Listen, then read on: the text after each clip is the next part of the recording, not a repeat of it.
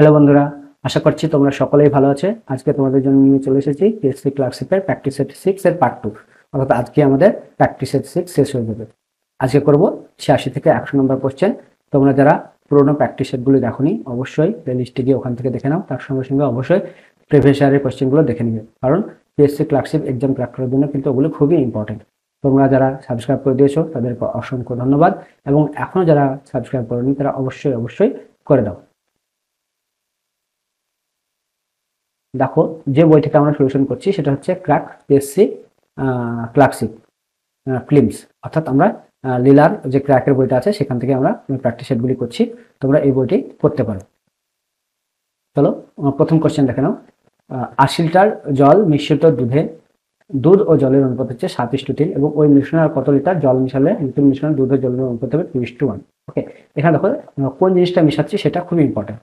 দেখো, ওই জলে কত লিটার জল বলেছে, তাহলে জল যেহেতু মিশাচ্ছি তার মানে দুধ আগেও যা ছিল এখনো তাই আছে। দেখো অনুপাতটা কত আছে, 7:3 আছে, আর 2:1 আছে। কিন্তু এখানে দেখো প্রথম পার্টটা হচ্ছে মিল্ক অর্থাৎ দুধ, আর দ্বিতীয়টা হচ্ছে ওয়াটার অর্থাৎ জলের পরিমাণ। কিন্তু এখানে দেখো 7 ছিল, মিল্ক এখানে 2। তা তো হতে পারে না, কারণ আমরা ওয়াটার মিশিয়েছি, ওয়াটারটা পরিবর্তন হতেই পারে, কিন্তু মিল্কটা তো পরিবর্তন হওয়ার কথা ছিল না। কিন্তু এখানে 7 আর 2 আছে। এই জন্য আমরা কি করবো, মিল্কের পরিমাণ যেটা সেটাকে একই রাখবো। সেটা একই রাখবো কিভাবে, দেখো এখানে 7 আছে, 7 দিয়ে নিচে গুণ করবো, এখানে 2 আছে, এই 2 দিয়ে উপরে গুণ করবো, তাহলে মিল্কের পরিমাণটা এক হয়ে যাবে। এই 2 দিয়ে উপরে গুণ করলে এখন 7 দুগুণে এটা কত হয়ে যাবে, 14, এটা 3 দুগুণে 6 হয়ে যাবে। আর নিচেটা কত হয়ে যাবে, দেখো 2 দিয়ে সরি নিচেরটাকে 7 দিয়ে গুণ করবো, 7 দুগুণে 14 ইস্টু 7 একে 7।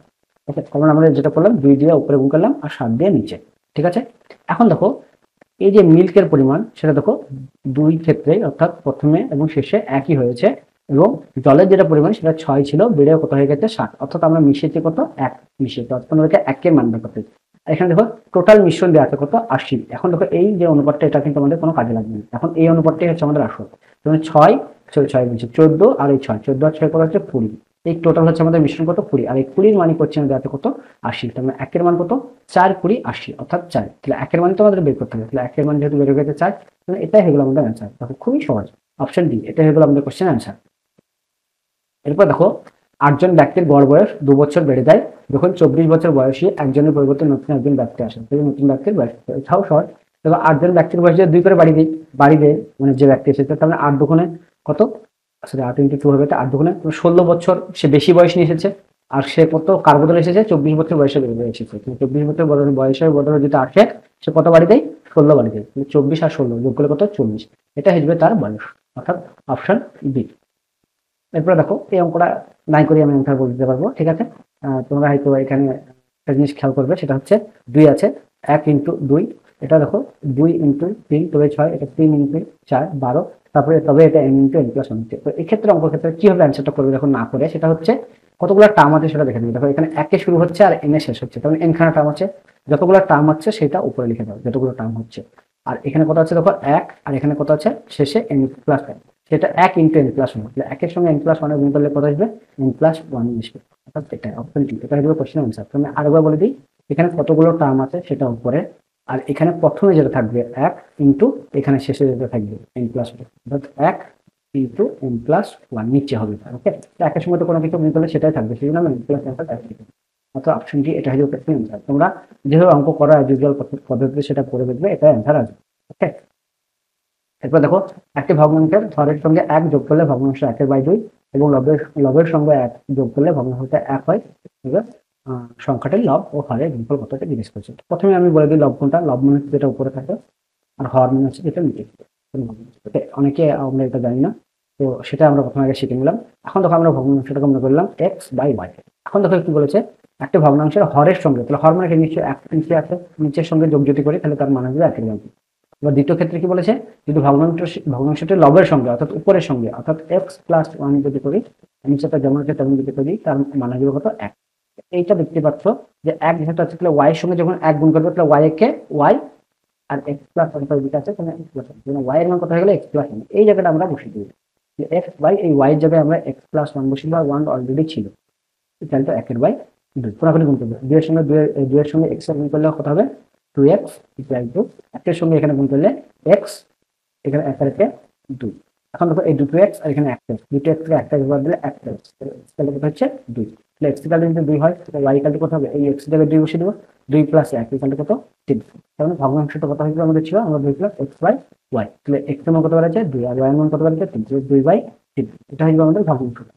এখন কাজ আছে হচ্ছে সংখ্যাটা লব ও হরের গুণফল। তো লব ও হরের গুণফল মানে কি, এটা ইনটু এটা, অর্থাৎ 2 into 3 equal to option A. এটা হয়ে যাবে আমাদের কোশ্চেন অ্যান্সার। এরপর দেখো এত এর একক ঘরের অঙ্ক কত, এটার জন্য আমি সুন্দর একটা জিনিস বলবো তোমাদের, সেটা হচ্ছে নাম্বার সিস্টেম বলে দেখবে, একটা প্লে লিস্ট আছে ওখানে যাবে, ঠিক আছে, ওখানে দেখবে 9খানা ভিডিও আছে আমার, ঠিক আছে, ওখানে গিয়ে এই একক ঘরের অঙ্ক কিভাবে ডিজিট বের করতে হয় সেটা আমি পুরোটা ভিডিও করছি, ওটা কিন্তু তোমরা দেখো তো দেখে টিপ দিতে পারবে, ঠিক আছে, মানে কিছু পাওয়াতে হবে, ঠিক আছে, দ্রুত কিন্তু তুমি সমাধান করতে পারবে। ওকে, তো সেটা দেখলে আমার হয় বেশি ভালো হয়, এই ধরনের হয় তাহলে চিন্তা আসলে।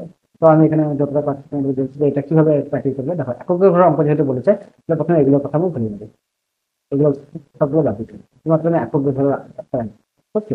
এখন আমি পরের ক্ষেত্রেও আমরা শুধুমাত্র দুটো মানে দুটো সংখ্যা রাখবো, মানে ডিজিট রাখবো, এক থেকে বাদ দিবো, কত থাকছে দেখো লাস্টে 6 আর 7। এই 6 আর 7কে আমরা 4 দিয়ে ভাগ করবো, যেটা ভাগশেষ থাকবে সেটা 3 এর মাথায় লিখে দেবো। তো এখানে 700 700 4 দিয়ে ভাগ করলে ভাগশেষে কত 3। অর্থাৎ এইটার যে একক ঘর অঙ্ক হবে সেটা হলো একদম 3 এর মানে কত, 3 এর মানে হচ্ছে 27, অর্থাৎ লাস্ট 7। এটা হলো আমি বুঝাচ্ছি, যত বড় আমাদের সংখ্যাটা কিন্তু সবগুলো বাদ দিয়ে এখানে ইউনিট ডিজিটটা নেবো, আর পরে শেষ দুটো সংখ্যা নেবো, ঠিক আছে, এবং তাকে 4 দিয়ে ভাগ করে যেটা অবশ্যই থাকবে সেটা মাথায় লিখবো, সেটার যেটা পর হবে তার যেটা ইউনিট ডিজিট হবে সেটা হলো আমাদের হচ্ছে answer। এরপর দেখো এই অঙ্কটা বলেছে যে এর সরলতম মান কত হবে।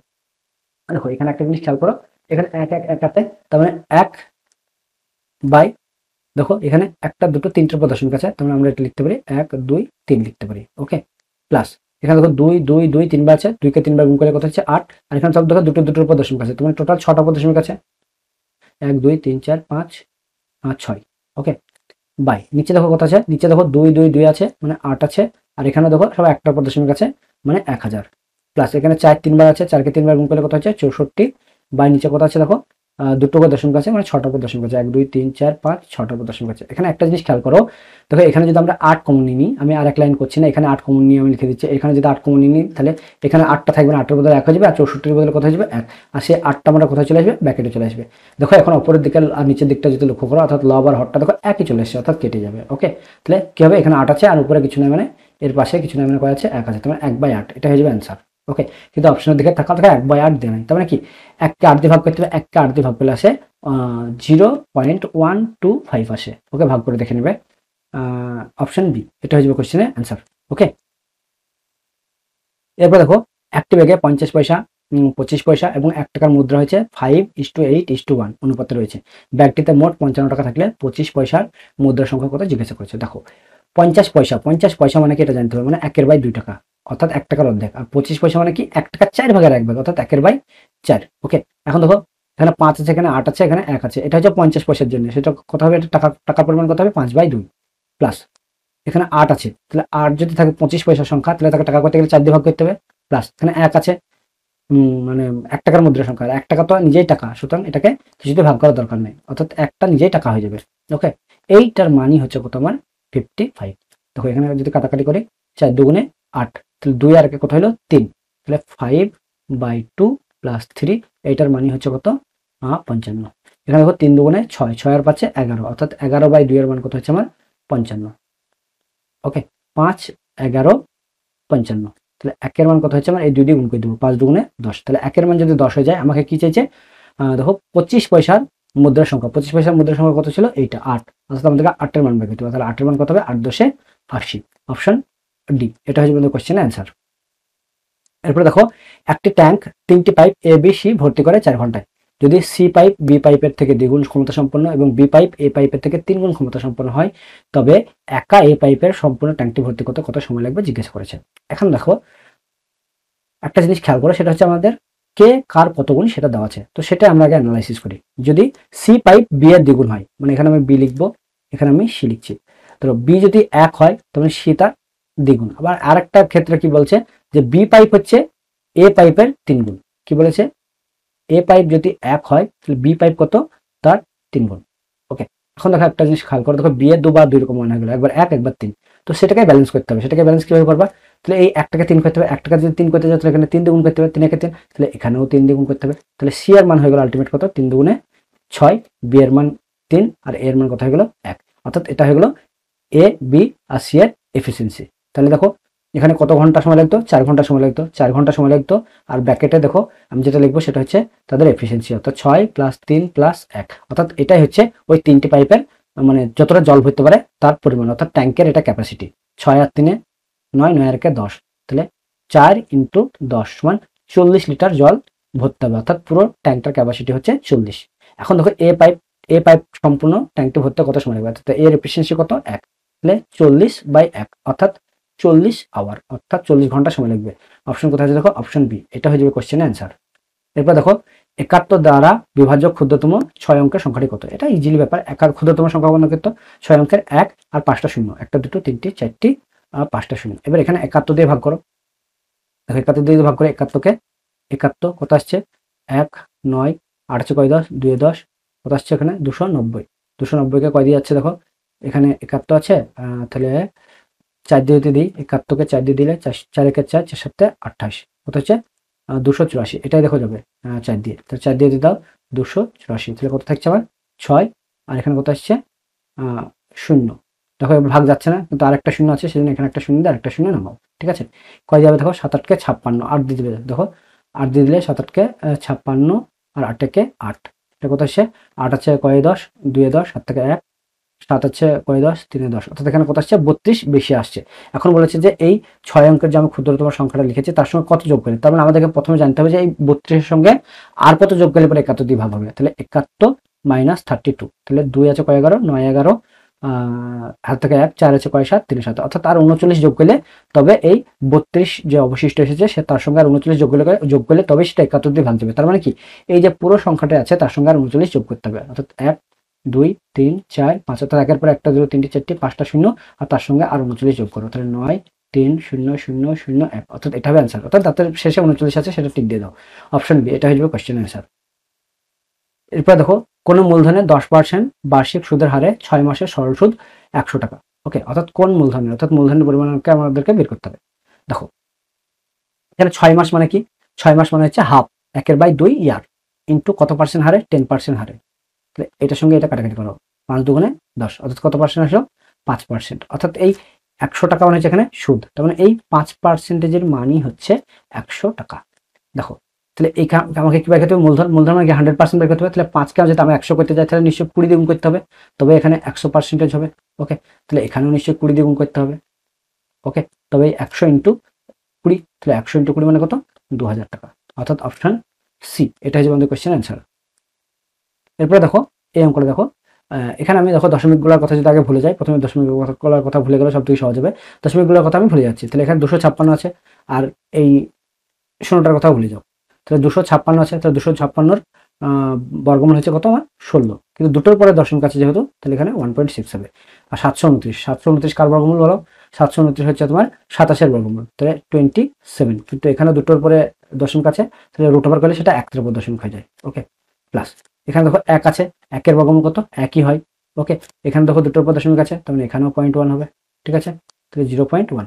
এখানে দেখো 81 আছে, 81 মানে কি 9 9 81, এখানেও দেখো দুটোর পরে দশমিক আছে, তার মানে একটা পর দশমিক হতে হবে, তাহলে 0.9। এখন দেখো সব জায়গাতে একটা পর দশমিক আছে, তোমরা তুলে দাও সব জায়গা থেকে, তাহলে 16/27 যোগ 1/9। এখন দেখো লসাগু করো, লসাগু করলে কত আসছে, লসাগু করলে আসছে 27 লসাগু, 16 যোগ এখানে 3 9 27, তাহলে 3 একে 3, তাহলে 16 আর 3 হচ্ছে 19, 19/27। ওকে, ভাগটা এখানে সরি যোগটা এখানে কিভাবে করলাম আমি বলে দিই, 27 আর 9 লসাগু করবো, প্রথমে 27 আসবে, 27কে 27 দিয়ে ভাগ করবো, 27কে 27, সেই 1 দিয়ে 16 সঙ্গে গুণ করবো, 16কে 16, এই 9কে 27 দিয়ে ভাগ করবো, 3 9 27, সেই 3কে উপরে গুণ করবো, 3 একে 3, 16 আর 3 19, 19/27, এটা হয়ে যাবে কোশ্চেনের অ্যান্সার। এরপরে কোশ্চেন দেখো, চিনির দাম 20% হ্রাস পেলে একজন ক্রেতা 160 টাকায় আগের তুলনায় 4 কেজি বেশি পায়, তবে কেজি প্রতি চিনির দাম কত ছিল, এটা জিজ্ঞাসা করেছে। তো 20% হ্রাস মানে কি, এটা দেখো 20% মানে হচ্ছে 1/5, তার মানে কি কোনো জিনিসের দাম যদি 5 টাকা ছিল, তার মানে 1 টাকা হ্রাস হয়েছে, মানে 4 টাকা। এই জিনিসের দামকে যদি উল্টে দাও তাহলে সেটা হয়ে যায় পরিমাণ, অর্থাৎ জিনিসটা কত কিনতো তার পরিমাণ হয়ে গেল, অর্থাৎ 4 ইউনিট কিনলে, মানে প্রথমে যদি আগে কিনতো তাহলে এখন কিনে 5 ইউনিট। ওকে, এখন দেখো এই আগের থেকে কত বেশি পাচ্ছে, এখানে 1, এই 1-এর মানই হচ্ছে 4, কারণ কোশ্চেনে দিয়েছে 4 কেজি বেশি পাই, তাহলে 1-এর মান যদি 4 হয় তাহলে এই 4-এর মান কত হয়ে গেল 16, আর এই 5-এর মান কত হয়ে গেল 20।